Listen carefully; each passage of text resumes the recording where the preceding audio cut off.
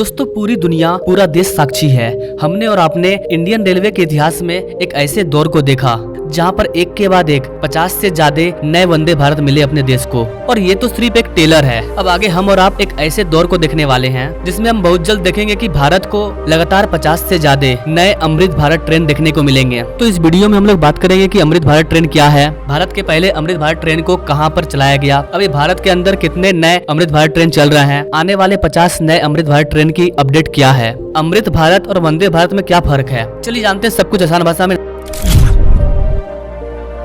Now directly come to the point. वर्तमान में अपने प्यारे भारत में 2 अमृत भारत ट्रेन चल रहे हैं, एक आनंद विहार से लेकर के दानापुर तक और दूसरा अमृत भारत ट्रेन मालदा टाउन से लेकर के SMVT तक चल रही है। अब अगर बात करें कि भारत का पहला अमृत भारत ट्रेन कहां पर चला था, तो गाइस भारत का जो पहला अमृत भारत ट्रेन है वो दिल्ली के आनंद विहार से दानापुर तक चलाया गया था। लेकिन इसका जो इनॉग्रेशन है उसको प्राइम मिनिस्टर मोदी ने अयोध्या से किया था और राम मंदिर के प्राण प्रतिष्ठा के शुभ अवसर पर भारत के पहले अमृत भारत ट्रेन को खोल दिया गया था। अब अगर बात करें कि अमृत भारत और वंदे भारत में क्या फर्क है, वंदे भारत ट्रेन के जो स्लीपर ट्रेन है उसी को अमृत भारत ट्रेन कहते हैं। भारत में वर्तमान में वंदे भारत के 2 स्लीपर ट्रेन चल रहे हैं, यानी कि 2 अमृत भारत ट्रेन चल रहे हैं। लोकेशन मैंने आपको बता दिया। बताया जा रहा है कि जिस तरह से भारत को 50 से अधिक नए वंदे भारत मिले, ठीक वैसे ही भारत को 50 से अधिक अमृत भारत ट्रेन भी मिलने वाले हैं, यानी कि वंदे भारत का स्लीपर ट्रेन। भारतीय लोगों ने वंदे भारत को काफी ज्यादा पसंद किया और लोगों का कहना था कि हमें वंदे भारत का स्लीपर ट्रेन कम मिलेगा, वंदे भारत में स्लीपर कोच ज्यादा होने चाहिए, ऐसी ट्रेन जिसमें कि जनरल कोच भी ज्यादा हो, ताकि जो लोग गरीब हैं,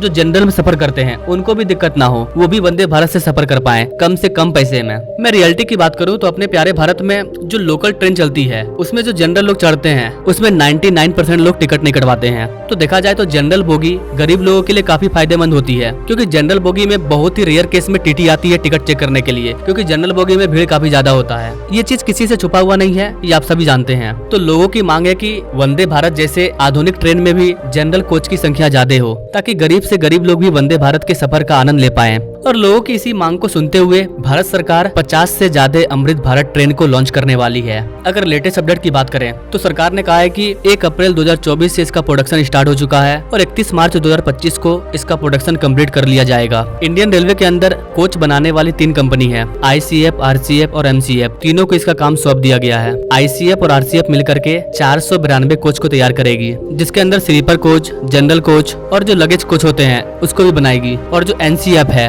मॉडर्न कोच फैक्ट्री, 246 कोचेस को बनाएगी 1 साल के अंदर। इन सारे कोच को मिला करके लगभग 50 नए अमृत भारत ट्रेन को लॉन्च किया जाएगा। इसके अलावा ये जो अमृत भारत ट्रेन बन रहा है इसमें बेहद खास तरीके से ध्यान दिया जा रहा है, क्योंकि Vande Bharat made in India है। तो वंदे भारत को तैयार करने में जो भी खामियां रही, जो भी गलतियां हुई, जो भी उसमें प्रॉब्लम आ रहा है, उन सबको सॉल्व करते हुए अमृत भारत को तैयार किया जा रहा है। जैसे जैसे हमें नए नए प्रॉब्लम के बारे में पता चल रहा है उसको हम सॉर्ट आउट करते जा रहे हैं, और जो आने वाली ट्रेन है उसमें वो वाला पार्टिकुलर प्रॉब्लम फेस नहीं करना पड़ेगा। इसका बेहद ध्यान रखा जा रहा है। जैसे कि जनरल कोच में कुछ चेंजेस किया गया है। जनरल कोच में काफी ज्यादा भीड़ होता है, अनठेकान लोग चढ़ जाते हैं, तो उसको अलग से एडिशनल सिक्योरिटी प्रदान किया जाएगा। इन कोचेस में एडिशनल फायर सिस्टम का भी इंतजाम किया गया है। इसके अलावा अमृत भारत ट्रेन में 2-बैक कॉलिंग सिस्टम को इंस्टॉल किया गया है, जहाँ पर ट्रेन मैनेजर और पैसेंजर के बीच में बातचीत हो पाएगी। मतलब इसमें एक ऐसा सिस्टम इंस्टॉल होगा, अगर किसी डिब्बे में किसी तरह का कोई इमरजेंसी होता है तो आप डायरेक्ट उस ट्रेन के जो गार्ड है या जो मैनेजर है उनसे कांटेक्ट कर पाओगे। इसके अलावा यहाँ पर एक और बेहतरीन चीज देखने को मिला है कि मान लीजिए बहुत ही ज्यादा इमरजेंसी केस होता है, भगवान ना करे किसी बोगी में आग लग गया, शुरू की 1-2 बोगी ट्रैक से हट गई है, ऐसे केस में आप एक कोच को दूसरे कोच से अलग कर पाओगे, ताकि बाकी का जो बचा हुआ कोच है वो पीछे ही रह जाए और रुक जाए। इस तरह के चीजों पर भी काफी ज्यादा फोकस किया जा रहा है। तो देखा जाए तो इंडियन रेलवे और इंडियन गवर्नमेंट अपने देश के ट्रेन को बेहतर करने का प्रयास कर रही है, ताकि एक्सीडेंट कम से कम हो। अब ऐसा नहीं है कि देश में एक्सीडेंट होगा ही नहीं होगा, हम बस प्रयास कर रहे हैं कि हम ह्यूमन एरर को कम करें। बाकी जो नेचुरल है वो तो नेचुरल है ही, जो होना है वो तो होगा ही, लेकिन इंसान के द्वारा जो एरर हो रहा है उसको हम कम कर सकते हैं, उस पर हम पूरा फोकस कर रहे हैं। अब आप में से बहुत सारे लोग बोलेंगे कि कुछ भी कर लो, इंडियन रेलवे की प्रॉब्लम सॉर्ट आउट नहीं होने वाली है, वही किचम कोड़ वही भीड़ होने वाला है। तो ठीक है, आपका कहना बिल्कुल सही है। अभी 10 साल 15 साल तक ऐसा ही होगा, क्योंकि आजादी के 70 साल तक हमें उस तरह के बदलाव देखने को नहीं मिले हैं। हम वही पुरानी घिसी-पिटी ट्रेन में चल रहे थे। वो तो 2019 के बाद से हमें नए नए ट्रेन मिलना स्टार्ट हुए और पिछले 5 सालों में 100 से ज्यादा अलग अलग तरह के ट्रेन मिले, लेकिन 200-300 में भारत का क्या होने वाला है? हमारी जो आबादी है वो बम की तरह विस्फोट हो रही है। हम चाइना को पीछे छोड़ चुके हैं। वर्तमान में भारत की जो आबादी है वो 1 अरब 45 करोड़ को क्रॉस करने वाली है।